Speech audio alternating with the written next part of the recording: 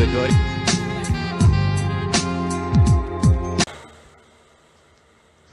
Portugal é membro fundador da Aliança Atlântica, pois em 1949 a conjuntura internacional que se vivia era a Guerra Fria, o confronto bipolar que opunha o Bloco dos Estados Unidos, o Bloco Ocidental, contra o Bloco Comunista da URSS, da Europa de Leste. Portugal teria de alinhar-se perante o mundo ocidental.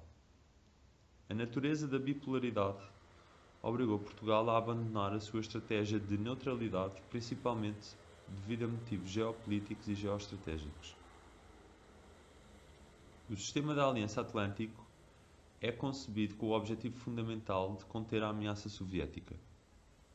Esta organização assentava em dois pilares. O primeiro, o posicionamento geoestratégico dos Estados Unidos.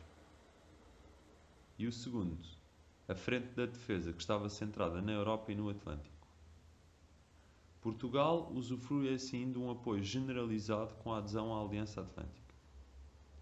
Salazar vê, deste modo, apoio na luta contra o comunismo e defesa da sociedade ocidental e cristã. A Aliança tem uma dimensão transatlântica, composta por uma estrutura militar de comandos integrados, forças e doutrina coletiva. A Europa, apoiada pelos Estados Unidos e Canadá, tentava construir uma política de segurança comum que fizesse face à ameaça da URSS. No teatro de operações, por exemplo, da Guerra Colonial, as Forças Armadas portuguesas encontravam-se estruturadas para a Guerra de Guerrilha, no período compreendido entre 1961 e 1974. Posteriormente, encontravam-se preparadas para o combate normal, guerra aberta em batalha.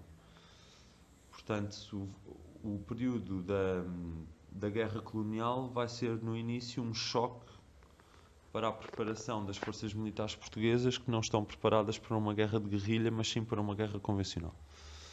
Mas no período entre 1961 e 74, prepararam-se e tiveram num confronto de guerrilha.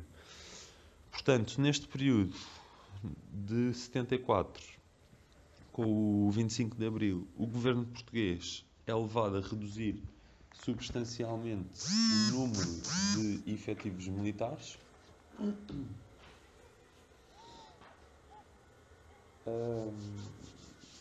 E é obrigado a aumentar os compromissos com a NATO. A NATO corta com a sua ajuda militar porque não queria o dispositivo NATO português nos teatros de operação de guerra em África. Portanto, com o 25 de Abril de 74, dá-se então uma retração nos teatros de operações, principalmente em Angola, em Moçambique e na Guiné. Colocando-se a questão da desmobilização de grande parte do contingente das Forças Armadas Portuguesas devido à queda do regime vigente que acabou com a guerra. Por exemplo, a questão dos oficiais milicianos. As linhas de orientação passariam pela redução do número de efetivos e a modernização das Forças Armadas, remetendo-as para teatros de operações de guerra modernos. O que é engraçado neste ponto é que os teatros futuros de guerra modernos vão ser exatamente guerras de guerrilha, como vemos, por exemplo, hoje em dia com o Estado Islâmico. A guerra aberta não se vem a concretizar, portanto a terceira Guerra Mundial não se vem a concretizar. Neste momento, o objetivo seria implantar medidas que reestruturassem as Forças Armadas, ou seja, é no período do final do 25 de Abril que é necessário implementar largas medidas que reestruturassem as Forças Armadas. Uma das razões principais para esta reestruturação seria também o facto das Forças Armadas terem estado bastante envolvidas no período de 74 e 76. Ou seja, com o 25 de Abril, até 76, o período do verão quente em 75, nós não sabemos muito bem o que é que iria acontecer. E as Forças Armadas é que efetuaram o golpe de Estado desde o dia 25 de abril de 74 e viveu-se uma situação, pode-se dizer até às vezes quase de pré-guerra civil, porque os militares continuavam na rua. E foram eles os grandes impulsionadores deste período. Portanto, a partir destes dados e dado o contexto internacional de Guerra Fria, os Estados Unidos apoiam financeiramente e tecnologicamente e armamentista para melhorar a preparação das Forças Armadas Portuguesas. Exemplo, a criação de uma brigada mista, a Brigada NATO, para a intervenção nos teatros de operações que a NATO designar. Hum, Portanto, podemos dar também o exemplo da intervenção da NATO nos Balcãs, que é a primeira intervenção da organização, contam com a presença militar portuguesa. O objetivo geral seria a reconversão das Forças Armadas e ativar de novo um mecanismo de subordinação ao poder político. Ok? Lembramos então outra vez o 25 de Abril, as Forças Armadas não estavam subordinadas ao poder político e fizeram a revolução.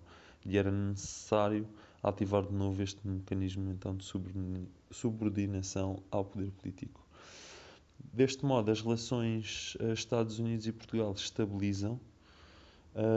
O período pré-constitucional é caracterizado pela luta em torno das opções externas do país. Ou seja, é necessário terem atenção que dentro da Aliança Atlântica não era possível estar um país com um governo comunista, visto que a sua principal objetivo ou tarefa de criação seria a contenção dos regimes comunistas e da ameaça comunista na Europa e no mundo.